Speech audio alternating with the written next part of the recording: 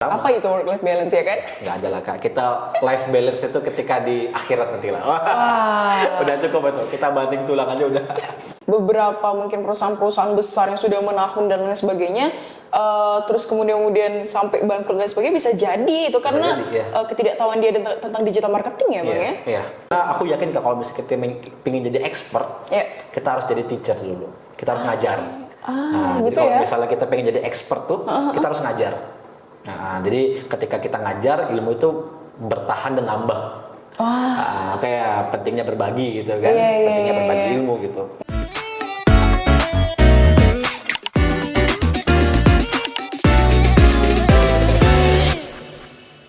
Bismillahirrahmanirrahim. Alhamdulillahirrahmanirrahim. Kali ini saya ditemani oleh Bang Surya Mahardika. Halo, salam kenal. Assalamualaikum Abang. Waalaikumsalam. Salam kenal juga. Ini kita kayaknya baru pertama kali ketemu ya, Bang. Belum pernah ketemu ya. Tapi tadi udah ngobrol-ngobrol, kayaknya bakalan asik banget nih pembahasan kita kali ini. Semoga ya. Semoga ya. Karena kali ini kita bakal ngebahas soal digital marketing. Ya, so passion Abang nih kan. Yang ada marketing itu sesuai namanya, Mahardika Marketing ya. Dan juga punya ini ya, digital marketing agency seperti itu ya. Jadi memang memberikan edukasi juga tentunya untuk digital marketing dan lain sebagainya. Karena kalau digital marketing luas banget ya Bang. Luas banget. Kalau kita bagi divisi-divisinya juga banyak banget tuh. Tuh mau dihafal nggak? Boleh, kita kayaknya 2 SKS nih. Oke, langsung aja Bang. Awal mula Bang mengenal digital marketing itu seperti apa sih? Oke, perkenalkan dulu kali ya. Oke, namaku Surya Mahardika. Aku di Pontianak, tapi dulu lamanya di Jogja, sama di Ponorogo juga, jadi sempat mondok lah bahasanya dulu. Jadi sempat mondok, habis itu ke Jogja. Dari kecil sih emang suka ketertarikan dengan dunia digital ya. Bahkan waktu di pondok juga suka dengan digital. Lalu waktu ke Jogja kuliah ilmu komunikasi. Jadi emang udah tau lah dunia digital, penulisan dan sebagainya udah tahu juga. Lalu masuk ke magang dulu, aku di bagian content writer. Jadi magang tahun 2019-18 itu digital tuh mulai naik tuh. Mulai naik perlahan gitu kan. Dia ada namanya startup mulai naik, ruang guru dan sebagainya. Aku magang di sebuah educational startup yang berfokus pada pengembangan diri. Jadi pengembangan diri, mental health dan sebagainya. Aku tukang nulis. Jadi aku tuh nulis 5 artikel sehari. Kalau sekarang udah ada ChatGPT enak. Kalau dulu aku nggak ada, aku klik satu-satu apa bacaannya, aku copy paste, aku parafrase gitu. Jadi itu magang. Jadi banyak tulisanku tuh. Tapi ya nggak tahu benar atau juga karena benar atau enggak karena ya dulu kan magang kan, nggak ada mentor sebagainya. Balik ke Pontianak Kak, Berarti 2020 ya? Iya, 2020 awal tuh Maret balik ke Pontianak, bingung nggak ada kegiatan karena aku suka digital. Akhirnya temulah namanya Bang Deza, jadi beliau yang bangun Betukang. Itu startup, jadi aku juga ikut bantu, lebih ke marketingnya sih Kak, ngebuat konten, desain dan sebagainya. Karena aku emang suka banget kayak gitu-gitu kan. Emang awalnya emang pandai desain, skill awalku di desain. Lalu berjalan setahun, 2 tahun, emang aku suka ngikutin, belajar, dan emang aku orangnya suka belajar ya. Belajar, jadi karena di otakku tuh kalau misalnya kita nggak belajar tuh ya udah kita stuck gitu aja gitu kan. Karena aku belajar, apapun itu kelas, belajar online, lewat buku, lewat postingan konten aku belajar. Akhirnya ya 2020 aku pertama kali kerja di Pontianak sebagai karyawan, office lah, karyawan manajemen, dan juga itu bagian digital marketing juga. Itu palu gada tuh digital marketingnya, konten, ngedesain, optimasi IG, Tokopedia, bahkan sales marketing. Jadi ngebalas chat admin, kalau bisa closing itu. Wah, jadi multitasking dong. Nge-ads juga, meta ads sampai jutaan rupiah aku pernah handle gitu kan. Akhirnya itu tuh sampai sekarang masih menjalankan aktivitas itu. Jadi sampingannya adalah digital marketing. Jadi kelola sosmed, ngedesain, kalau paginya ngantor, sore sampai malam itu kerjaan sampingan gitu terus sama ya 4 tahun lah. Cukup capek juga gitu kan. Akhirnya karena kan aku udah mulai kayaknya ini udah waktunya nih aku lebih serius lagi gitu kan dengan bidang dan skill yang sama, akhirnya aku resign dari kantor, pengen fokuskan ke digital marketing. Itu tahun berapa berarti? Tahun baru 2023-2024 lah. Kayak baru-baru juga ya. Jadi benar-benar fokus ya. Nah, ngebantu klien, alhamdulillah di Pontianak banyak klienku ada 10-an lebih lah. Di Jawa juga ada, paling jauh di Papua. Berarti nggak cuma di Kalbar aja ya? Di Papua itu ada kayak Mart gitu kan, jadi aku yang handle kontennya, aku yang desain sebagainya. Itu ya fokus di situ lah digital marketing. Jadi itu sih Kak, aku suka banget digital marketing karena menurutku dunia digital marketing ini dinamikanya berubah-berubah. Iya betul banget. Semakin maju teknologi, semakin berubah juga kan digital marketing. Kita pun jadi harus mudah beradaptasi kan? Ya apapun, apalagi sekarang ada TikTok lah. Iya betul banget. Cepat banget perubahannya, Instagram dan sebagainya. Jadi aku suka segala sesuatu yang cepat tumbuhnya tuh. Jadi aku pengen fokus di situ. Itu sih Kak. Jadi kalau melihat dari selama berjalannya 4 tahun abang ini menjadi karyawan dan lain sebagainya, ini benar-benar palu gada banget dan multitasking banget. Itu udah nggak ada lagi work life balance. Aduh, nggak ada itu apa? Apa itu work life balance ya? Jadi sampai sekarang pun masih sama. Masih sama. Apa itu work life balance ya kan? Nggak ada lah Kak. Kita life balance itu ketika di akhirat nanti lah. Udah cukup itu. Kita banting tulang aja udah. Oke. Ini kan tadi abang udah singgung tuh soal algoritma yang mudah berubah, kita harus beradaptasi. Nah sejauh ini gimana tuh abang menghadapi hal-hal kayak gitu? Iya, lagi-lagi Kak harus update, cepat banget kita harus pelajarinya gitu kan, dan harus terus mencoba. Menurut kita kayaknya ini oke gitu kan, tiba-tiba berubah. Kayaknya aku udah mengerjakan dengan seserius mungkin hal ini, kok sedikit banget yang view, kok engagement sedikit gitu kan. Ketika kita buat hal yang receh, remeh-remeh, kok viral, kok cepat, kok naik, udah kita terima aja. Emang algoritma itu ya nggak pernah bohong gitu kan, jadi selalu berubah. Dan it's okay, dalam dunia kreatif digital jangan terlalu fokus ke algoritma sehingga kualitas nggak ada. Fokus ke kualitas, bukan fokus ke algoritma sih. Oh jadi kayak viewers dan lain sebagainya menurut abang penting nggak sih? Penting sih sebenarnya, tapi jangan lupa kualitas lebih penting daripada itu semua gitu kan. Karena kualitas ada marketnya pastinya, ada targetnya. Kalau mau views yang banyak, ya konten hiburan paling banyak view-nya gitu kan. Kalau misalnya konten edukasi, informasi, ya view-nya standar aja gitu kan, nggak terlalu tinggi. Cuma itu nggak masalah, tetap produktif dengan kreatif sih Kak. Oke. Keren. Nah, ini kan kalau kita berbicara soal barusan tadi bahwa abang ini kan punya agensinya lah, digital marketing kayak gitu. Jadi memang tertarik ini untuk memberikan edukasi dan lain sebagainya untuk teman-teman. Nah, sebenarnya motivasi abang untuk memberikan edukasi itu gimana? Gimana awal mulanya termotivasi?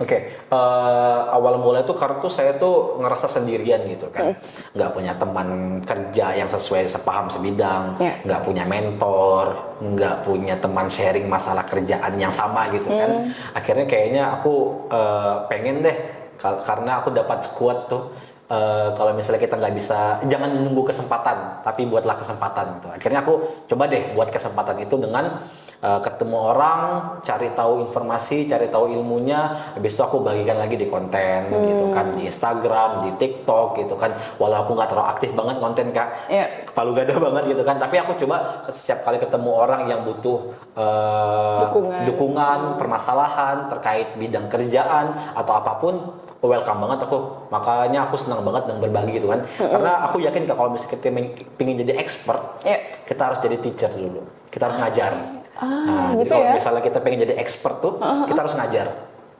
Jadi ketika kita ngajar, ilmu itu bertahan dan nambah. Kayak pentingnya berbagi gitu kan, pentingnya berbagi ilmu gitu. Pengen jadi, aku pengen jadi spesialis atau expert di bidang. Kalau misalnya aku sendiri, aku nggak bisa nih.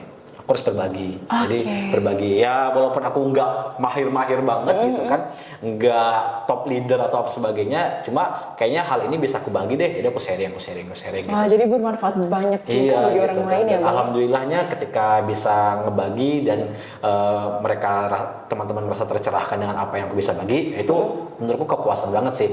Akhirnya jadi amal jariah lah bahasanya ya. Iya, gitu betul. Kalau kita pengen jadi expert, kita harus berbagi sih. Tapi sejauh ini kan namun juga ini ya juga udah menjalankan edukasi ya, entah itu untuk apa kampus atau lain sebagainya itu kan udah juga ya. Nah, terus dari edukasi yang abang berikan ini sebenarnya metode yang menggunakan supaya peserta ini cepat paham tentang digital marketing dan lain sebagainya itu gimana, Bang? Study case, Kak. Study case, jadi masalah dulu. Karena segala sesuatu yang di masalah itu kan menjadi keresahan gitu kan. Nah, kalau misalnya contoh di digital marketing, pasti itu masalah dulu. Misalnya kayak teman-teman tahu nggak sih sekarang tuh eranya apa digital marketing tuh cepat gitu kan. Kalau misalnya teman-teman nggak update dengan konten ini, ya teman-teman nggak bakal tahu gitu kan. Kalau teman-teman nggak tahu strategi ini, ke teman-teman nggak bisa cepat maju atau berkembang. Ya misalnya kalau misalnya aku ngasih kelas atau apa, contoh dulu. Kenapa digital marketing itu penting? Nah gitu kan. Contohnya nih Kak ya. Kalau zaman dulu kita pengen buka usaha, apa yang harus kita mulai? Kalau mungkin ada barangnya sama buka toko. Iya. Modalnya buka toko berapa juta atau berapa itu kan? Iya, betul. Nah gitu kan. Ketika ada digital marketing, ketika teman-teman paham digital marketing, nggak perlu tuh cari ruko, cari ini nggak perlu. Cukup di rumah aja sebenarnya. Nah, cukup di rumah aja. Dan itu cukup di rumah aja dengan aktif di sosial media, paham digital marketing secara keseluruhan ataupun enggak, minimal paham dulu, akhirnya baru bisa jualan lebih mudah gitu kan. Berarti di awalnya ini membuka dulu ya, Bang ya? Membuka pemahaman dulu gitu kan. Betul. Kenapa sih digital marketing penting gitu kan. Bahkan skala perusahaan pun itu harus paham banget digital marketing. Perusahaan besar, karena nggak bisa kalau mereka dengan mindset, dengan pemikiran yang lama, ya mereka nggak bakal berkembang sih. Digital marketing kan sesuatu yang baru. Sesuatu yang terus update dan dinamis. Ya, sejauh ini berarti beberapa mungkin perusahaan-perusahaan besar yang sudah menahun dan lain sebagainya, terus kemudian sampai bangkrut dan sebagainya bisa jadi itu karena ketidaktahuan dia tentang digital marketing ya, Bang ya? Iya. Banyak banget contohnya kan perusahaan yang mungkin nggak maju lagi ataupun yang kolaps ya. Padahal bagus banget ya. Padahal bagus banget ya gitu sih. Jadi penting banget sih. Bahkan sekelas UMKM kecil aja, kalau nggak ada di sosial media atau nggak ada di digital marketing, itu kemungkinan kecil lah dia bakal terus berkembang atau lanjutkan. Makanya kalau kita dalam ranah bisnis itu wajib hukumnya punya sosial media. Wajib ya. Sosial media. Karena orang sekarang tahu usaha kamu dari mana. Misalnya kakak jualan seblak lah, saya nggak mungkin tanya tokonya di mana. Ada Instagramnya nggak? Mungkin aja, tapi ada Instagramnya nggak? Iya, kok zaman sekarang iya sih tentunya. Gitu. Akhirnya iya. Pengaruh juga ya, penting juga. Bahkan kecil pun harus di Instagram. Iya. Cuman sekarang gini Bang, kalau untuk mood itu kan sungguh besar juga kan ininya. Apa namanya? Dampaknya, pengaruhnya gitu. Kayak misalnya kita mau apa nih pakai jasa ini, spa spa ini bagus loh. Jadi marketing mood menurut Abang apakah masih efisien sampai sekarang atau sebenarnya digital marketing itu jauh lebih berdampak besar nih daripada mood gitu. Mood tuh menurut saya level yang cukup tinggi dalam pemasaran. Kita nggak perlu ngeluarin budget yang yang besar, cukup dari mulut ke mulut aja itu orang udah tahu. Nah, tapi untuk mood itu ada. Berarti kan harus ada proses sebelumnya, harus ada hal yang dilakukan sebelumnya. Apa itu produk yang bagus, eksistensi, pelayanan dan sebagainya lah gitu kan. Hal-hal yang ngebuat orang itu merekomendasikan kamu itu apa? Itu harus ada gitu kan. Dan lebih baik lagi kalau misalnya ada hal yang digital. Nah misalnya kalau misalnya kita ada digital, kita tahu nih barang ini atau produk ini nih itu dari mana sih? Kalau kita nggak punya teman, kalau kita nggak ada mood, taunya dari Instagramnya, ada testimoninya gitu kan. Kalau misalnya kita datang ke suatu tempat, ke daerah lah, ke Pontianak lah, cari makanan khas Pontianak, ada di Google tuh, pasti kita nyari tempatnya, lihat ratingnya. Betul. Maka rating itu sangat berpengaruh banget dalam eksistensi bisnis. Gitu sih. Jadi memang di digital marketing memang sepenting itu ya, seperti abang bilang. Kemudian tapi kalau untuk yang mood to mood itu tuh udah memang benar-benar level yang udah tertinggi banget ya, sehingga kita nggak perlu keluar modal dan lain sebagainya. Tapi kalau untuk yang kenapa ada digital marketing, salah satunya adalah cost efektif. Iya betul juga. Nggak perlu cost yang lebih banget, cukup niat dan optimasi di Instagram, sosial media itu udah cukup banget. Iya, apalagi kalau misalnya yang merekomendasikan bisnis kita dan sebagainya itu influencer yang udah besar, udah punya masa, yang udah punya nama. Iya, gitu, itu kan luar biasa banget sih. Insya Allah sih, semoga. Jadi digital marketing itu proses dan bukan hal yang menjamin. Oke. Jadi yang harus dipahami itu adalah proses, proses aktivitas, rencana, tapi bukan yang menjamin. Paham ya? Yang menjamin ya. Karena biasanya untuk orang-orang teman-teman yang pembisnis yang nggak paham UMKM, yang nggak paham digital marketing, ini dijamin pasti bisa nih dengan digital marketing. Ya enggak lah, nggak ada jaminan. Tapi dengan proses itu, ya lagi-lagi insya Allah bisa. Gitu berarti itu kalau dalam Islam nih wujud ikhtiar kita lah pasti. Ya Bang ya. Ya, wujud ikhtiar yang dengan apapun itulah ya. Betul, terlebih kita mengikuti perkembangan zaman Karena teknologi ini kan digital dan sebagainya udah nggak bisa kita tolak lah. Udah nggak bisa karena siapa sih yang nggak punya HP mungkin ya. Siapa sih yang nggak punya Instagram? Atau bahkan standar WA lah. Itu udah pasti ada banget sih. Bahkan orang tua yang awalnya nggak mau menggunakan smartphone dan lain sebagainya udah mulai tertarik menggunakan smartphone ya kan. Bahkan bukan hanya WA, bahkan edik sekarang ke TikTok, ke Facebook gitu, betul ke Facebook video.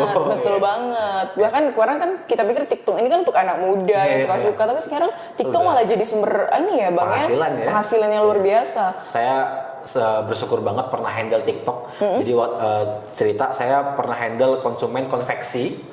Lalu bener-bener konvensional lah bahasanya, jauh dari teknologi karena pengen minta bantuan saya. Akhirnya saya coba aktifkan di TikTok. Waktu itu masih nggak serius banget. Mereka punya produk yang yang jadi model tuh anaknya dan sebagainya gitu kan. Akhirnya udah 1.000 follower, tapi video-video yang sebelum itu nggak jelas lah, nggak jelas. Tapi udah 1.000 follower gitu kan. Kalau di TikTok dulu nggak tahu, kayaknya masih sekarang masih kalau udah 1.000 follower tuh baru bisa jadi TikTok Shop.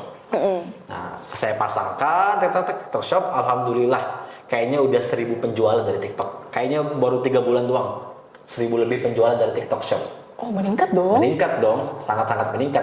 Produknya cuma 30-an ribu. Dan mereka kaget banget, kok bisa secepat ini produknya viral, produknya cepat gitu. Jadi, sangat bersyukur banget sih. Dan tentunya tenaga pun nggak terlalu banyak kita kuras kan? Cukup di rumah aja, pokoknya yang capek mereka kan produksi, karena produksi juga di situ kan. Iya, betul banget.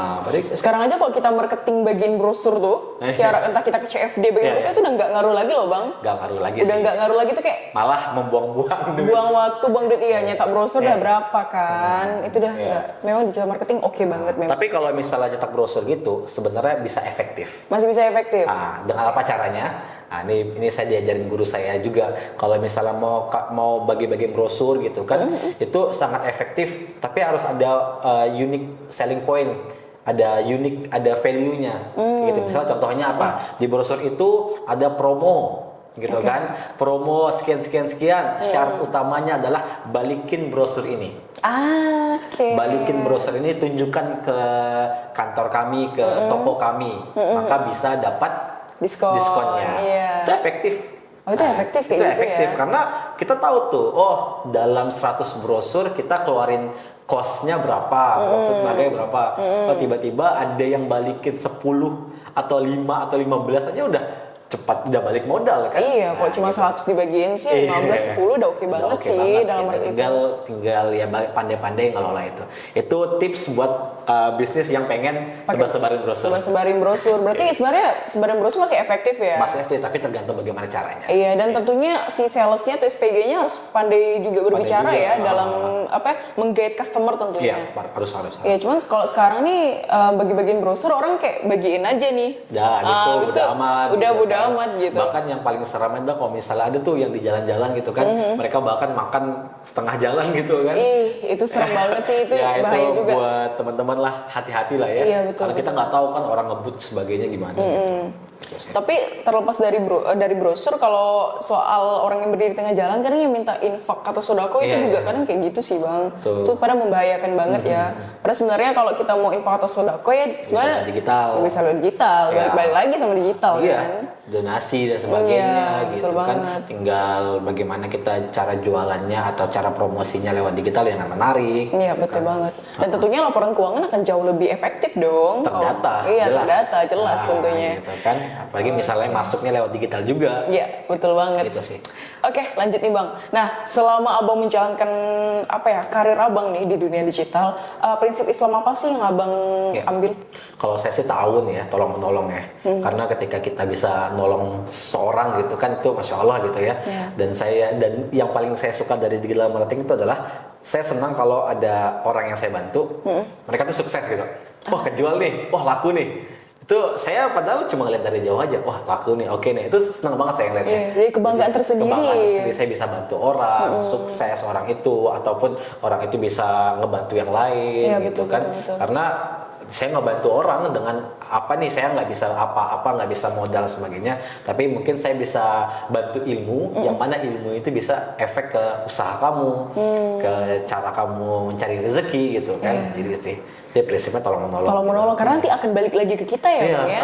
Akan balik lagi gitu kan. Saya senang banget kalau misalnya sampai sekarang yang saya paling suka di digital marketing adalah ketika saya bantu orang itu tahu, orang itu berhasil gitu kan. Itu udah kayak udah kepuasan sendiri, alhamdulillah gitu. Wah, keren banget sih. Jadi memang tolong menolong balik lagi kita itu udah oke banget. Udah kayak gitu sih. Nah, kalau untuk karena kita di Quran nih kan Bang kan, ayat Quran apa sih yang menjadi favorit Abang nih? Yang kalau misalnya Bang kita manusia ya, rentan futur ya Bang ya. Kita lagi futur, kita lagi dapat problem, masalah. Sebenarnya ayat Quran apa nih yang bisa memotivasi Abang? Banyak banget sih Kak. Iya, sebenarnya banyak banget kan. Banyak banget sih ya. Favoritnya lah, yang sering gitu. Ya mungkin kalau misalnya kita dari lagi drop ataupun lagi punya banyak masalah ya innamal usri yusra fa innamal usri yusra sih. Itu sih paling ini sih. Kadang tuh kita tuh kan ngerasa banyak banget masalah dalam hidup kan. Tapi kayaknya kita perlu duduk ngopi sebentar, terus ya pastilah ada kemudahan. Entah itu sekarang mudahnya ataupun beberapa hari lagi pasti itu ada kemudahan. Itu aja sih. Itu kalau misalnya kita ngerasa down, ngerasa capek, itu pasti tuh. Dan kayaknya teman-teman harus pahami sih, karena setiap badai itu pasti berlalu gitu kan. Dan setiap masalah pasti ada kemudahannya. Bahkan Allah menjanjikan kan Kak, bukan after tapi kebersamaan. Iya, betul. Bersama kesulitan pasti ada kemudahan. Bersama ya Bang ya, bersama kesulitan ada kemudahan gitu. Jadi mungkin kita ngerasa sulit-sulit nih, kapan mudahnya gitu. Padahal sebenarnya itu datangnya bersamaan sebenarnya. Sama paling aku suka tuh surat Maryam kalau nggak salah. Inni wahadal azmu wasta'ala Bang. Aku lupa. Intinya itu tentang bagaimana Nabi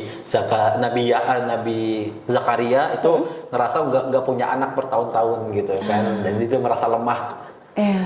Jadi beliau Nabi Zakaria itu ngerasa nggak punya apa-apa selain punya Allah. Itu di surat Maryam kalau nggak salah. Jadi kebetulan nama anakku Maryam. Jadi aku tuh menamakan anakku tuh dari namanya Maryam itu. Surat Maryam. Bahkan kalau kita kembali lagi sama ini ya Bang ya, sama kisah Nabi Zakaria juga, bahkan di kitab itu ada sampai dikatakan bahwa beliau menangis sampai nggak bisa ngeliat ya Bang. Nah itu ayatnya itu. Dia sampai nggak bisa ngelihat lagi. Ngebuta nggak bisa lihat gara-gara nangis terus ya Bang ya. Itu karena ya berbagai banyak cobaan yang dilewati gitu kan, dan akhirnya Allah kabulkan dengan punya anak nama Nabi Yahya. Dan tentunya ketegaran karena bertahun-tahun ya Bang. Kita kalau nggak sampai bertahun itu saya lupa sih Bang sampai berapa tahun gitu ya. Lama banget kayaknya kan. 100 tahun, nggak tahu sih, kayaknya lebih lama lah pokoknya. Karena kan kalau umur nabi-nabi terdahulu kan memang panjang ya. Kalau kita kan nggak tahu lah ini.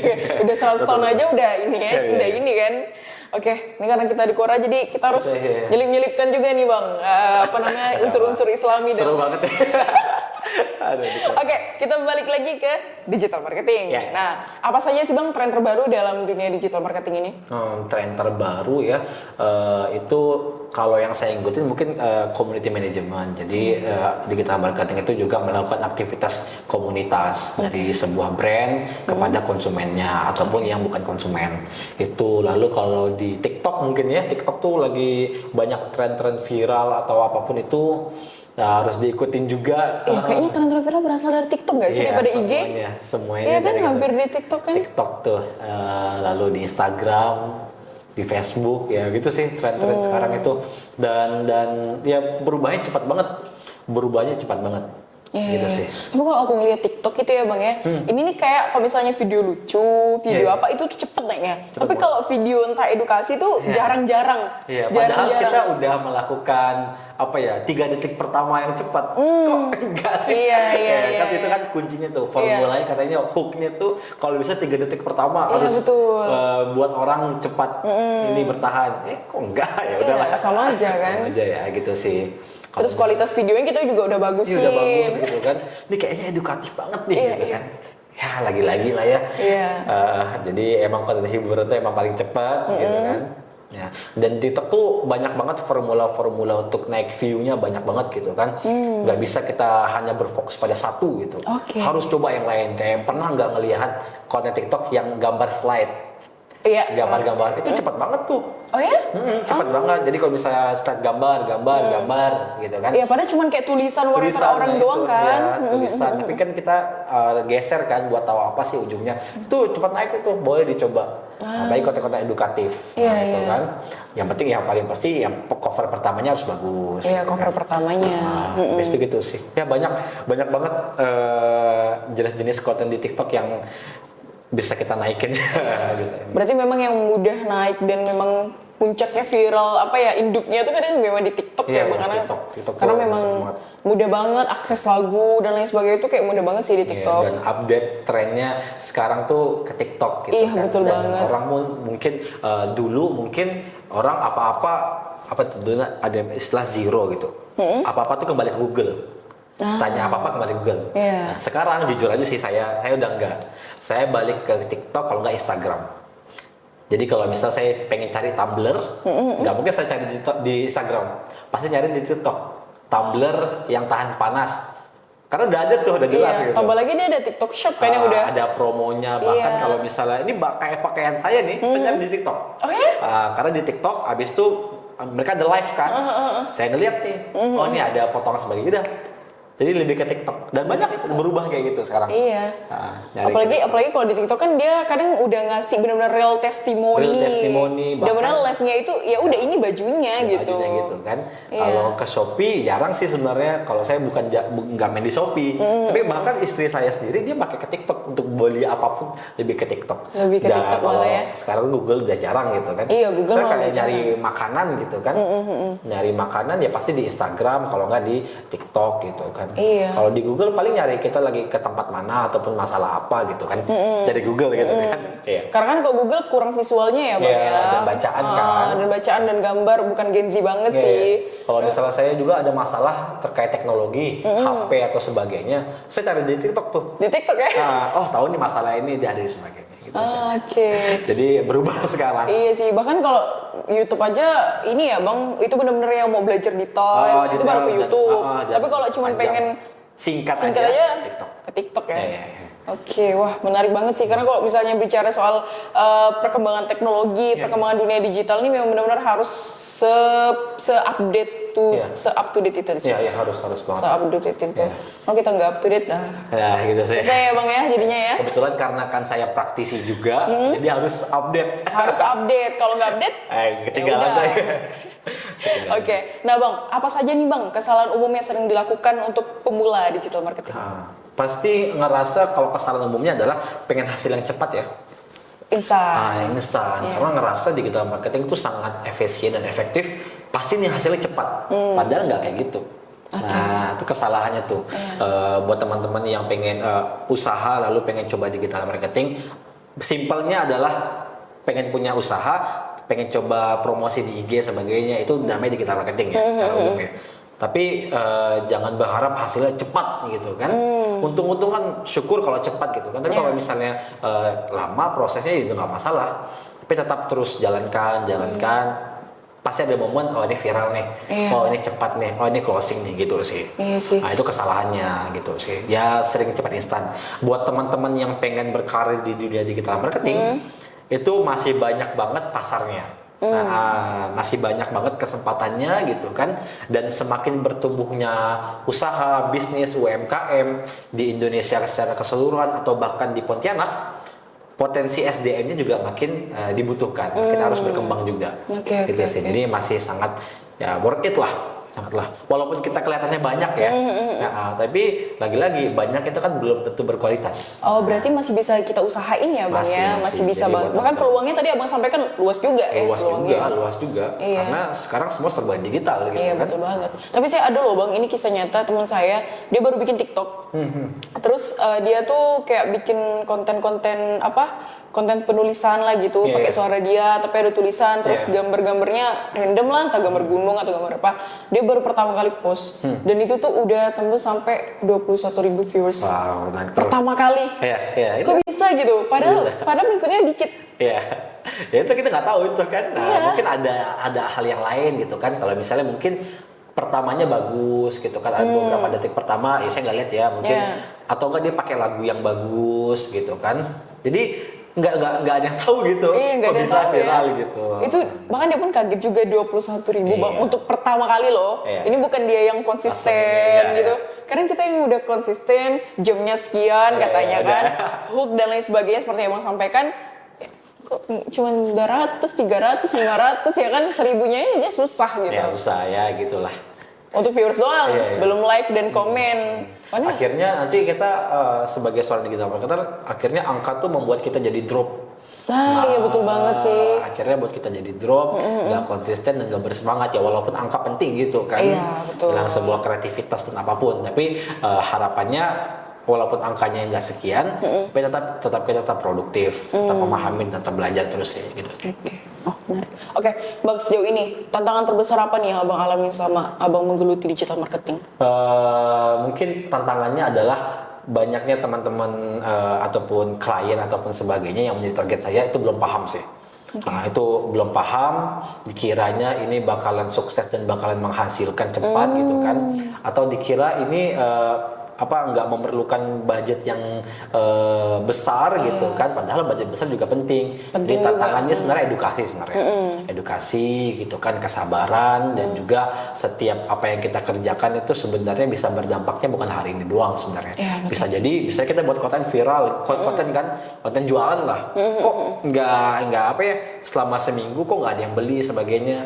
Rupanya di bulan kedepannya ada orang yang beli gara-gara ngelihat konten kita, yang nggak sengaja nge-scroll, padahal dia mungkin audiensnya terakhir gitu kan. Dan saya sering banget kayak gitu, sering banget ketahuannya gitu kan. Nah, bahkan klien saya yang mungkin kontennya konten klien saya followernya masih dikit nih, tapi dia udah ngerasakan nih, udah ngerasa nih Bang, ada nih yang beli gitu kan, udah ngerasakan. Bahkan sebelum pakai digital marketing sedikit banget yang nanya. Setelah pakai digital marketing banyak banget yang nanya, banyak banget yang tertarik gitu kan, yang gitu tertarik aja dulu gitu kan. Masalah beli atau sebagainya ataupun closing itu urusan di belakang lah. Iya betul gitu sih. Tapi yang penting selama para pembisnis yang menjalankan digital marketing yang sebelumnya belum pernah, itu banyak juga calon customer yang tertarik sama produk yang mereka ya. Justru itu kelebihannya ada di situ tentunya. Lagi-lagi taunya dari mana? Dari sosial media. Iya betul banget. Nah kalau misalnya balik lagi sama yang Bang sampaikan tadi kan, bahwa memang digital marketing ini tentunya memang itu ada sebuah proses. Tapi bukan berarti itu bisa menjamin bakalan ini ya gitu. Cepat hasilnya. Cepat hasilnya gitu. Masalah hasil pasti atau tidaknya ya sebenarnya balik lagi sih. Kita serahkan sama Allah. Iya, itu udah kita tawakal ya Bang, kita pasrah harus punya mindset itu sebenarnya. Iya, betul banget. Oke, nah gimana nih Bang, saran Abang untuk teman-teman kita yang mungkin baru ini nih bisnis kecil, baru ada bisnis kecil dan pengen bangun platform seperti itu. Itu saran Abang seperti apa? Apakah kita sendiri selaku baru bisnis kecil yang nggak punya modal apa segala macam, itu apakah harus langsung ke digital marketing atau kita sendiri sebenarnya bisa handle nih, nanti ketika udah gede baru kita serahkan ke digital marketing yang lebih oke banget. Menurut Abang seperti apa? Menurut saya sih kalau bisa kerjain dulu sendiri. Kerjain aja dulu sendiri. Pahami, pelajari gitu kan. Minimal sudah ada aktivitas di dunia digital marketing yang ia lakukan sendiri, walaupun belum terpakai orang gitu ya. Pelajari dulu, tahu gitu kan. Habis itu jika dirasa kewalahan atau nggak sempat, coba serahkan ke orang yang lebih pandai dalam digital marketing.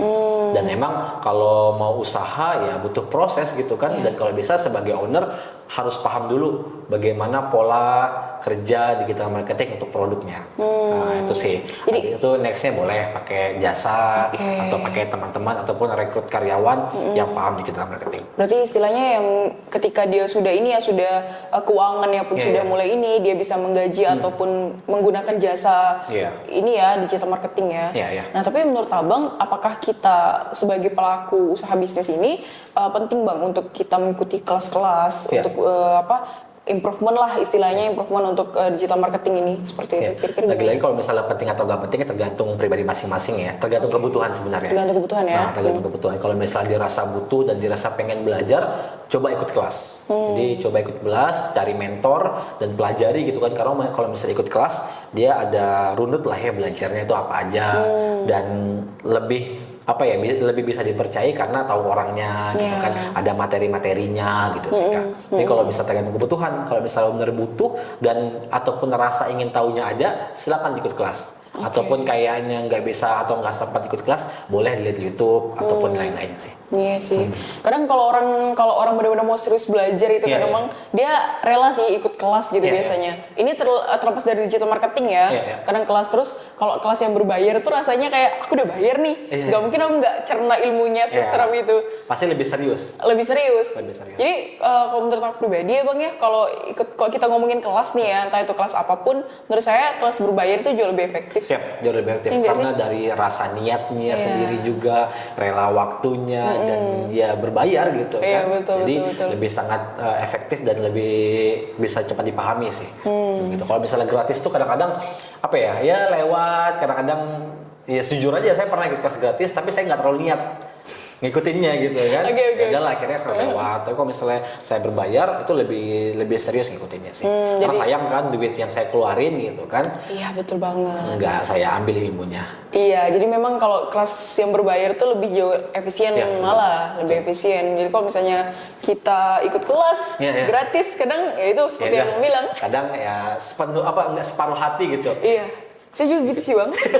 Saya juga sih, saya pernah. Iya. Saya pernah kelas gratis tuh. Ikut-ikut kayak gitu, tapi ujung-ujungnya tadi ngomong apa ya? Ujungnya ya nggak ikutin kelasnya. Iya. Oke. Kelas. Iya. Bang, tapi sejauh ini ada nggak sih kayak tokoh Islam yang Abang sukain gitu, favoritin? Masalah, jadi pindah ke kelas ke tokoh Islam ya? Iya kan kita random Bang. Namanya juga kita podcast santai kan, jadi kita random aja. Kalau tokoh Islam, senang banget aku ditanya ini karena tokoh Islam aku tuh banyak banget. Nah, kebetulan dulu alhamdulillah Allah mudahkan, lalu Allah kasih rezeki ke orang tua, dan aku pernah mondok di, mungkin teman-teman tahu aku dulu di Gontor.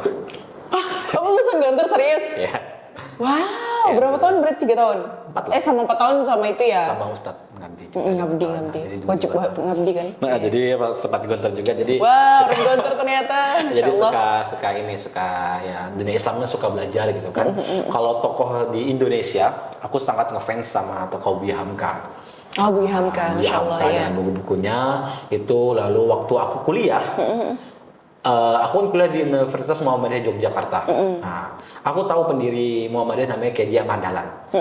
Nah, baru di kuliah aku baru ngefans sama Kiai Haji Ahmad Dahlan karena beliau supervision banget gitu kan. Beliau pendiri Muhammadiyah Kiai Haji Ahmad Dahlan gitu. Jadi aku suka.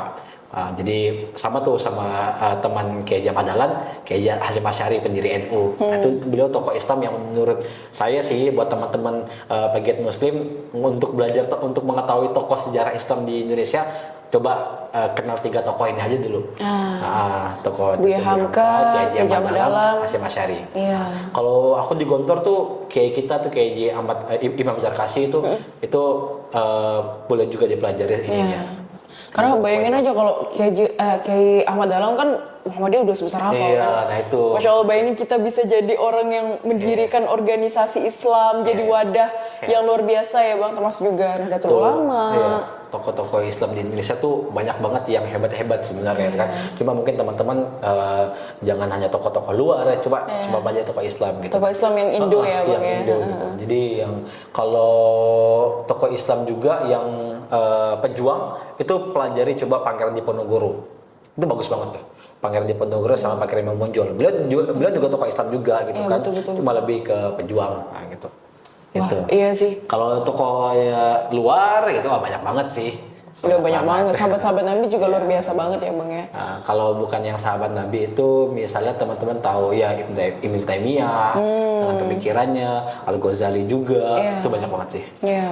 Jadi teman-teman belajar. Kalau aku sih ngefans banget di Indonesia sama Buya Hamka. Buya Hamka.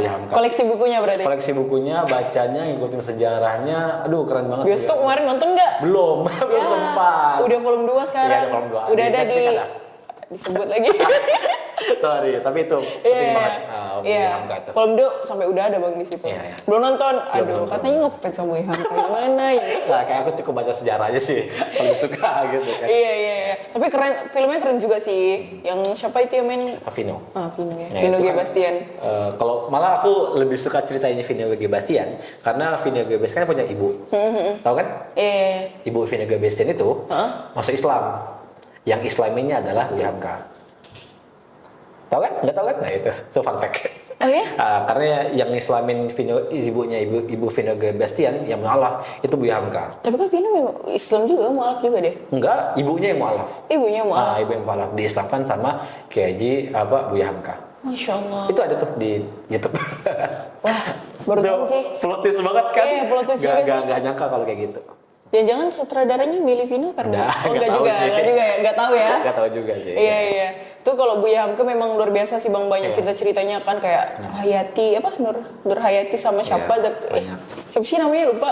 Pokoknya itu deh. Kalau itu tenggelamnya kapal Van der Weyden. Tenggelamnya kapal Van der Weyden. Itu kan karya novel beliau, tapi bukan cerita hidup beliau. Iya, bukan cerita hidup beliau, cuman untuk karya-karya bukunya itu kan salah satunya itu kan Bang, itu udah banyak banget tuh, keren banget sih. Kalau mau baca yang ini, baca falsafah hidup karyanya Buya Hamka juga. Bagus. Tapi kalau ini saya nonton filmnya aja sih Bang, Buya Hamka. Ya sih, karena beliau memang luar biasa banget kan, memang pahlawan juga. Terus kalau tadi Abang bilang di Penogoro, bahkan oleh Belanda dulu malah dia disiksa juga kan Bang, dibilang penjajah dan sebagainya macam. Padahal dia tuh tokoh Islam yang luar biasa banget sih. Iya, itu banyak sih tokoh Islam di Indonesia. Wah, ini menarik banget karena tadi saya nanya tokoh Islam di Indonesia ya, karena kita tuh nggak sadar sih. Kita fokusnya di luar ini dan lain sebagainya. Oke, nggak apa-apa, bagus. Cuman kita nggak sadar bahwa masuknya Islam, besarnya Islam itu karena ada tokoh-tokoh Islam Indonesia yang luar biasa ya kan Bang? Banyak banget. Iya. Itu penting banget sih. Bahkan sampai organisasinya besar dan masih ada sampai sekarang. Itu juga karena tokoh-tokoh yang luar biasa. Iya sih, kadang saya juga baru nggak juga sih ya. Meskipun kita tahu nih, cuman kayak baru nggak aja gitu. Oke, lanjut nih Bang. Karena Abang ini kan ada buka, ternyata Bang Surya ini teman-teman itu ada buka namanya komunitas remote worker Pontianak. Ini ranahnya masih Pontianak ya, karena tinggal di sini, tinggal di Pontianak. Dan emang niatnya hanya untuk Pontianak dan sekitarnya. Nggak ada niat untuk seluruh Kalimantan Barat misalnya? Iya, Kalimantan Barat. Sebenarnya Kalimantan Barat sih, tapi itu kan kayak adalah Pontianak aja gitu kan, lebih terkenal, lebih ingat gitu sih. Jadi Pontianak aja dulu. Tapi sebenarnya untuk sekitarnya juga. Kayak Kubur Raya. Sekitar nama sih sebenarnya itu. Tapi kemarin kita datang dari Sambas, Singkawang datang, benar-benar datang untuk join acara kita. Oke, jadi mau dijelasin nggak remote worker nih apa? Nah, dia remote worker Pontianak tuh ada di Instagramnya, boleh dicek. Itu sebenarnya adalah remote worker Pontianak adalah simpelnya komunitas seru-seruan aja. Sesama pekerja digital, pekerja kreatif, profesional yang ada di Pontianak, Kalimantan Barat dan sekitarnya sebenarnya. Alasan saya bangun itu adalah karena resah, gelisah. Saya nggak punya teman kerja yang bisa saya sharing masalah kerjaan. Kadang saya kerja sendirian di kafe gitu kan. Dan kadang saya pengen deh ada nggak sih orang Pontianak yang hebat-hebat yang bisa saya serap ilmunya. Karena kalau misalnya serap ilmu kadang-kadang kita harus datang ke acara dulu kan. Iya betul. Pengen deh coba sih kita nongkrong biasa biar kita bisa belajar bareng gitu kan. Itu sih awal kerasaannya gitu. Dan satu lagi sih, kebetulan saya emang orangnya ekstrovert parah dan suka bergaul, suka bertemu. Akhirnya saya tuh gak bisa diam. Kayak saya buat komunitas remote worker Pontianak itu di bulan November 2023. Karena tunggu, baru dong berarti? Baru 6 bulanan. Tapi lumayan ini loh Bang kalau iya, alhamdulillah. Ya karena semuanya memiliki interest yang sama. Sefrekuensi. Nah, sama saya itu pengen punya circle atau lingkungan yang sefrekuensi. Jujur aja, nggak terlalu banyak circle yang sefrekuensi sama saya. Tapi di bidang tertentu ya gitu ya, misalnya kayak pekerjaan, digital sebagainya nggak terlalu banyak. Adapun ketemu tapi nggak sering nongkrong, nggak sering kerja bareng gitu. Nah itu saya pengen deh ngerangkul ataupun ngebuat wadah yang isinya itu sesuai sefrekuensi, sepemikiran, sepemandangan dan mempunyai isu yang sama gitu. Kira saya buatlah Remote Worker Pontianak. Nah disclaimer dulu, di luar itu di Jakarta, Jogja, Bandung, komunitas ini udah ada. Nah, komunitas pekerja kreatif, pekerja digital tuh udah ada. Nah, cuma di Pontianak, kok nggak ada ya? Kok nggak ada wadahnya ya? Gitu kan? Ada komunitas pengusaha, banyak banget di Pontianak. Itu banyak banget di Pontianak. Komunitas fotografi, banyak. Komunitas main bola, banyak gitu kan. Apalagi? Ada nggak sih komunitas yang pekerjaannya sama kayak saya? Orang graphic design, digital marketing, kreatif, anak-anak digital. Ada nggak sih? Rupa saya cek, nggak ada. Saya coba tanya-tanya, nggak ada. Oh udahlah saya buat gitu kan. Saya buat, saya iseng, saya coba posting-posting yang remeh-remeh gitu kan. Mulai banyak yang interest, tertarik, ngajak meet up, ngajak kerja bareng. Bang kerja di kafe kah hari ini? Ya saya kerja di kafe gitu kan.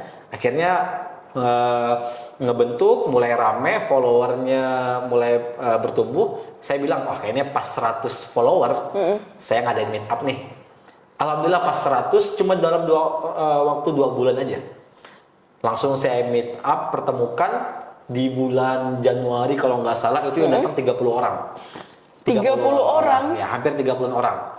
Yang bikin kami kaget adalah ada teman yang kerja di Polandia, ada kerja di Hong Kong, kerja di Singapura, kerja sebagai logo designer dan semua kliennya dari luar negeri. Itu banyak banget yang datang. Jadi itu benar-benar dari remote worker ya mereka dari ya? remote worker gitu kan. Wah, kok banyak banget ya orang hebat di Pontianak. Dan itu tuh kayak juga ya Bang ya? kok banyak banget gitu. Dan mereka ngerasa, wah akhirnya aku ketemu teman nih, ketemu self-frekuensi nih. Biasanya aku kerja di rumah aja gitu kan.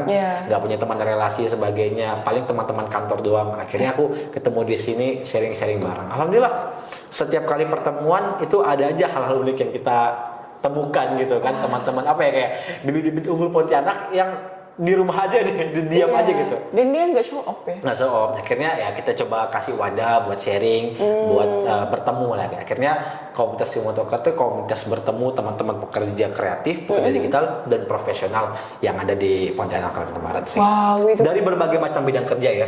Total ada 20 yang pernah saya data. Apa aja? Dari digital marketing itu Palu Gada, graphic designer, advertiser, sales marketing juga ada, programmer, IT, bahkan PNS, PNS juga ya?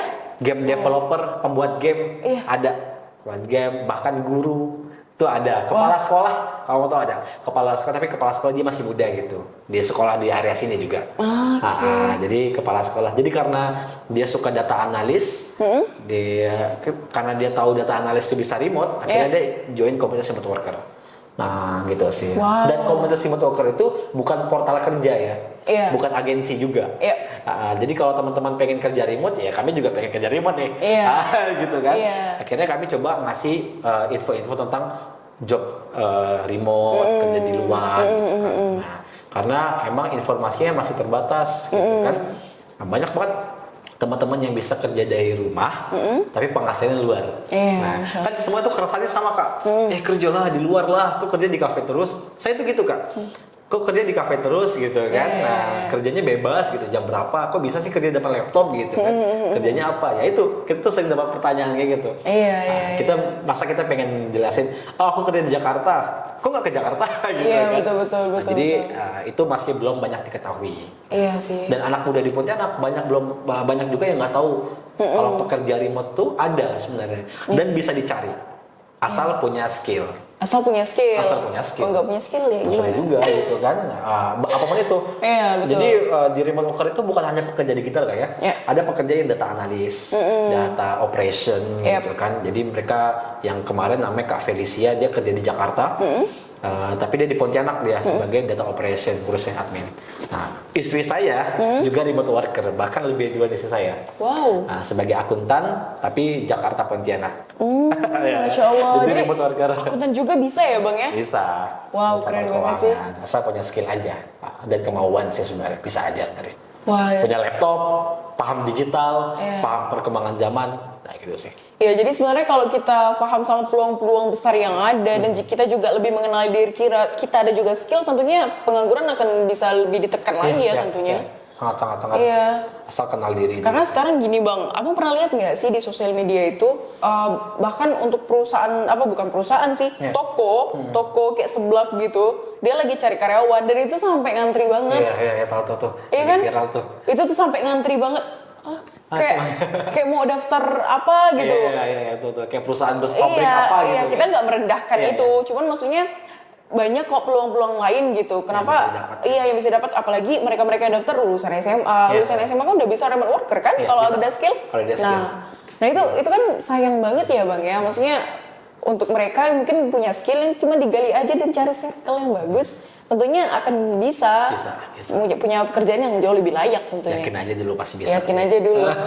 Ya sih, jadi semoga ini ya membuka kesadaran juga tentunya bahwa memang rezeki itu bisa datang dari mana aja itu tentunya. Kemudian kalau untuk dunia kreatif dan digital juga udah sangat peluangnya udah besar banget ya Bang ya.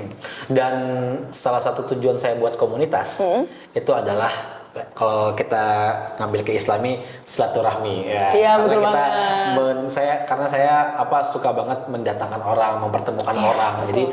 Jadi wadah silaturahmi itu di komunitas. Karena biar bagaimanapun untuk menjadi sukses ataupun kita harus networking.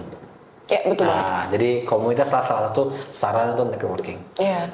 Bahkan pernah Bang saya ketemu salah satu pembisnis, beliau menyekolahkan anaknya itu di sekolah yang Bang, yang swasta, yang oke banget, yang pasti itu circle orang-orang. Ya.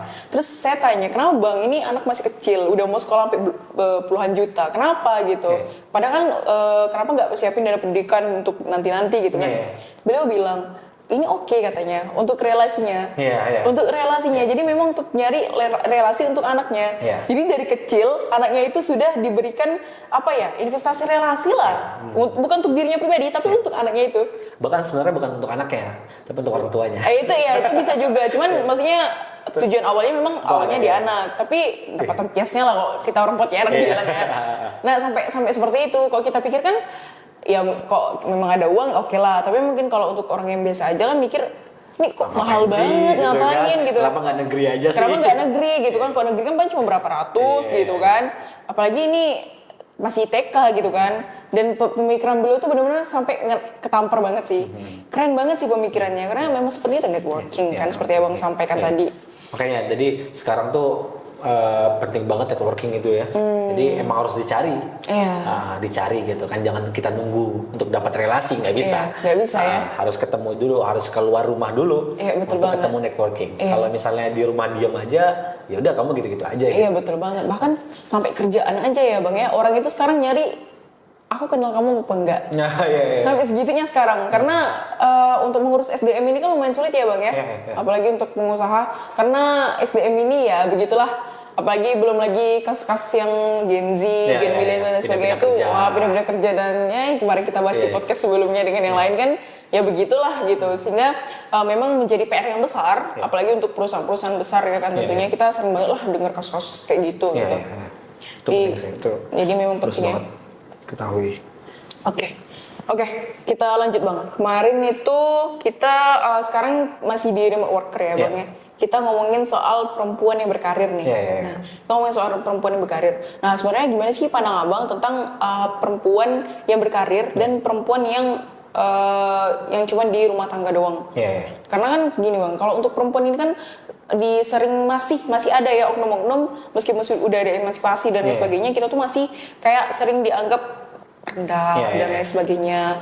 Kemudian perempuan ini kayak seolah-olah harus banget berada di rumah gitu dan lain sebagainya. Meskipun sebenarnya fitrahnya memang perempuan di rumah. Cuman gimana nih kalau pandangan Abang yang notabene udah punya istri ya, bahkan istrinya bisa di rumah dan bisa juga kerja. Ini kan keren banget gitu kan. Tanggung jawabnya untuk mengurus rumah dan juga tanggung jawabnya untuk mengurus anak itu tidak terlewatkan gitu. Nah, gimana Abang mandang hal tersebut? Kalau saya mandangnya sih perempuan itu, kalau yang saya pahami, kalau misalnya salah yang saya pelajari juga, hukum perempuan untuk kerja cari duit itu boleh. Dengan alasan-alasan tertentu gitu kan. Kalau masih muda dan masih belum berkeluarga, kerjalah. Kerja asalkan halal, benar dan juga nggak melanggar gitu kan. Kalau sudah berumah tangga, kalaupun bisa untuk tidak kerja, dan bisa di rumah, it's okay, nggak masalah. Selagi terpenuhi. Tapi kalau misalnya nggak bisa, maka harus ada pengorbanan nih, pengorbanan dari perempuannya, dari ibunya gitu kan, nggak masalah juga, asal tidak melanggar syariat, tidak, ya pokoknya tidak melanggar syariat lah, apapun itulah gitu kan, nggak mencari rezeki yang haram gitu kan, curang dan sebagainya. Asalkan ketika balik ke rumah menjadi seorang istri, menjadi seorang perempuan, tetap dengan kodratnya sebagai seorang perempuan ataupun ibu gitu kan. Nah, jadi nggak masalah juga. Dan untung-untung lagi kalau misalnya bisa di rumah dan punya kerjaan yang di rumah. Gitu kan. Itu Apapun itu ya. sih, Apapun itu, nggak harus kantor. Jadi nggak harus kantor. Jadi jangan nggak harus kantor. Buka usaha kecil-kecilan yang benar-benar di rumah itu sangat bisa. Sangat bisa banget. Jadi kalau misalnya ibu-ibu ataupun buat pekerja yang masih ngantor dan pengen di rumah, coba aja niatkan untuk resign, niatkan untuk enggak kerja di kantor, niatkan untuk ngabdi sama keluarga. Tapi kalau bisa ada pekerjaannya, ada sampingannya, apapun itu bisa, sangat bisa. Sudah banyak terbukti ya, yang lainnya sudah banyak terbukti, makanya yang di rumah aja bahkan bisa. Nah itu asalkan kita ada kemauan sih. Jadi untuk masalah mencari rezeki bagi perempuan, hukumnya menurut saya adalah boleh, asal tidak melanggar syariat atau apapun itu. Betul. Jadi jangan sampai teman-teman yang perempuan juga ngerasa nggak percaya diri, minder gitu kan. Selagi tetap produktif, tetap membuat hal yang baik dan untung-untung bisa mendapatkan rezeki, it's okay, nggak masalah lanjutkan. Berarti lebih ke gini ya Bang ya, kalau Mutia menangkapnya bahwa perempuan itu lebih ke berkarya aja sih. Berkarya. Jadi tergantung suaminya lagi apakah membolehkan nih dia untuk berkarya. Entah dia menjadi seorang akuntan, entah dia menjadi seorang apapun itulah, selagi itu hal kebaikan dan lain sebagainya. Kalau penghasilan itu bonus sebenarnya. Sebenarnya lebihnya itu adalah berkarya dan itu sah-sah aja, dan jangan insecure tentunya, dan harus percaya diri. Percaya diri itu tetap sih. Karena kalau misalnya kita nggak terus bergerak atau berkembang gitu kan, saya bilang ke istri saya, kalau bisa, kalaupun di rumah doang, ada sesuatu yang dikerjakan. Yang nggak lepas dari bidang kerja. Karena istri saya itu udah 10 tahun sebagai akuntan. Akhirnya dia di rumah ngebuat produk digital. Laporan keuangan yang bisa diperjualbelikan. Ayo udah kejual. Tahu produk digital kan? Jadi itu cuma di rumah doang, laptop. Sayang banget punya skill tapi nggak dikembangkan, nggak dihasilkan gitu kan. Gitu sih. Wah, keren banget sih. Jadi memang sebenarnya ketika kita sudah berumah tangga atau lain sebagainya, tentunya perempuan sebenarnya sudah tidak lagi harus dipandang rendah dan lain sebagainya ya Bang ya. Karena pertama perempuan juga punya skill, dan perempuan juga sebenarnya sah-sah aja berkarya, tinggal tergantung keriduan suaminya lagi. Berarti balik-balik lagi sama keterbukaan suaminya itu tadi ya Bang ya. Komunikasinya sih. Komunikasinya. Jadi kalau kita tadi bicara soal perempuan berkarir atau rumah tangga, ya sama aja. Ya sama aja kan. Nah, tinggal bagaimana menempatkan posisinya dan pahami tentang tanggung jawabnya. Berarti gitu kesimpulannya ya Bang ya. Wah, keren banget. Oke. Lanjut pertanyaannya. Boleh lanjut. Seru banget nih. Jadi balik lagi nih Bang, kalau pertanyaan podcast ini random aja kita ya Bang ya. Jadi memang Mutia tuh pengen juga kita selain tadi udah kulik-kulik digital nih kan udah muntah-muntah gitu belajar digital. Terus jangan sampai muntah ya. Belajar digital dan sebagainya memang penting banget digital marketing itu, terutama untuk kita bisnis di zaman sekarang. Nah kemudian juga tadi gimana pengaitan prinsip Islam dan lain sebagainya itu juga sangat berpengaruh bagi kehidupan kita, karena kalau untuk mental, emosional dan lain sebagainya itu pembelajaran tentang Islamik, apalagi kita Muslim ya, tentunya itu akan sangat berpengaruh banget. Oke, karena kita di Quran ya Bang ya. Jadi seberapa sih pengaruh belajar Quran bagi kehidupan Abang? Wah, keren banget pertanyaannya. Sangat-sangat berpengaruh lah ya. Sangat berpengaruh. Ya saya belajar Quran dari kecil gitu kan, sampai sekarang masih terus belajar gitu. Sangat berpengaruh banget. Kadang-kadang tuh kalau misalnya kita capek ataupun kita ngerasa down, ya buka Quran belajar gitu kan. Bukan hanya baca, tapi kalau bisa mempelajari ayat-ayatnya, bahkan artinya dan tafsirannya gitu. Karena semakin kita ngulik, semakin kita tahu, itu masya Allah sangat ini banget lah, tercengang kita melihat betapa banyak hikmah keistimewaan dari Al-Quran sendiri. Apalagi sekarang kalau misalnya kita belajar Quran, nggak perlu ribet kan, nggak perlu datang ke ustadz sebagainya, mungkin bisa juga pakai aplikasi Qoro'ah. Waduh, jadi dipromoin nih. Memang orang orang digital marketing emang nggak beda ya. Karena kan tahu kan di Quran itu kan bisa belajar Quran juga. Iya betul. Dan saya notif lah apapun kayak artikel-artikel gitu kan. Jadi baca-baca juga dan itu menarik banget buat kita yang pengen Muslim pengen belajar agama mungkin nggak sempat datang ke pengajian dan sebagainya. Mungkin salah satu alternatifnya adalah download aplikasi Qoro'a. Karena memang aplikasi Qoro'a kan bukan hanya ya Bang, bukan hanya aplikasi Quran yang menyediakan mushaf, pembelajaran per ayat dan lain sebagainya, tapi memang benar-benar aplikasi belajar Quran. Jadi benar-benar kita bisa belajar Quran dari huruf hijaiyah bahkan sampai penulisan huruf sekarang udah bisa banget di Qoro'a. Oh, penulisan huruf ya? Penulisan huruf sudah bisa. Jadi kadang kan metode pembelajaran itu ya Bang ya, kalau kita belajar bahasa asing, kalau kita belajar bahasa lain aja, kok sambil nulis itu akan lebih mudah menghafal nggak sih? Nah jadi Quran menyelipkan tuh ada metode menulis juga selain daripada pelafalan dan pengucapan ya Bang ya. Belajar tajwid juga di Quran. Iya betul banget. Apalagi konten-kontennya bagus-bagus banget. Alhamdulillah. Saya suka nebak-nebak tuh. Betul nggak jawaban saya? Betul. Gitu kan karena ada tuh kuis-kuis. Iya betul banget. Kuis-kuis. Jadi pernah dapat hadiah nggak? Enggak sih. Oh, enggak. Karena biasa konten kami tuh ada hadiahnya biasa Bang. Biasa transfer GoPay, OVO, ya cukup lah buat beli seblak. Oke, menarik. Biar makin semangat ya. Iya, biar semangat. Oke, Bang, mengingat waktu, ini lebih ke closing statement, pertanyaan terakhir saya. Nasihat deh ya, nasihat. Saran. Ya. Karena kita masih muda gitu kan, saran buat teman-teman yang di luar sana. Syaratnya apa ya? Kalau misalnya dalam ranah karir kali ya, buat teman-teman yang masih dalam ranah karir dan sebagainya ngerasa bingung tentang masa depan atau perjalanan karirnya, tenang aja, jangan bingung-bingung banget. Tetap di jalannya, tapi kalau bisa bertumbuh gitu. Oke. Cara bertumbuh dengan apa? Dengan belajar, dengan ketemu orang atau membuat hal baru gitu kan. Kayak ngerasa stuck dengan karirnya, aduh stuck banget nih. Ya udah kamu harus keluar. Keluarnya jangan keluar kantor. Coba kamu belajar, ikut kelas gitu kan, atau sesuatu yang baru, dapatkan sesuatu yang baru. Ketika sesuatu itu baru dapat, tertarik, itu bakal hal-hal bosan-bosan itu bakal hilang lah. Nah gitu, itu buat yang karir-karir ya. Jadi teman-teman jangan takut akan masa depan karir. Ya, ini nasihat juga buat diri saya sendiri sih sebenarnya. Terus buat teman-teman yang pengen digital marketing, silakan berkarya dan terjun di dunia digital marketing, karena ketika kita punya passion itu passion yang sangat membantu buat banyak orang, khususnya dalam bisnis. Nah, bahkan juga membantu diri kita sendiri gitu kan. Kita punya produk, kita punya usaha, kita tahu bagaimana cara menjualkannya. Karena kan PR itu kan, kita punya produk tapi kita nggak tahu cara jualinnya. Iya betul. Nah, akhirnya kita diam aja nih. Ini kok nggak ada yang beli, orang nggak ditawarkan. Iya betul gitu kan. Apalagi kalau misalnya kita tahu ilmunya. Kita nunggu tapi nggak ngelakuin apa-apa sama aja ya. Sama aja gitu kan, kita taruh barang di depan ruko gitu kan, tapi nggak ada yang noleh, ya wajar lah, orang nggak ada lampunya, gelap begitu kan. Iya betul. Jadi tetap terus belajar sih teman-teman. Nah terus kalau kita mau belajar digital marketing? Nah kalau belajar marketing boleh sih sama saya. Kebetulan saya bakal buka kelas kedepannya, update aja teman-teman, kelas digital marketing dari mulai pemula sampai yang advance. Bukan hanya saya yang ngisi, tapi juga beberapa teman yang bakal ngisi. Jadi digital marketing itu luas, ada sosial media, ada advertising, ada web, ada SEO, dan bahkan skala bisnis aja juga ada gitu, materi ngebahas bisnis. Jadi gitu teman-teman, silakan nanti saya bakal buka kelas-kelas yang insya Allah sih berbayar Kak ya. Ada pun yang gratis bisa, tapi yang berbayar kayaknya lebih seru. Eksklusif dong, berbayar dong. Nggak mahal kok, nggak mahal. Nggak mahal ya? Nggak, tenang lah. Terus masih bisa dapat lah. Informasinya di mana nih? Di Instagram saya boleh, di Mahar Surya atau di Marketing bisa. Oke. Itu akan update sih tentang kelas-kelasnya. Kita pengen teman-teman itu bisa belajar bareng, tumbuh bareng di karirnya gitu sih. Oke. Wah, Masya Allah. Jadi teman-teman yang tertarik sama dunia digital marketing, langsung. Siap. Ini apa Bang, offline atau bisa online?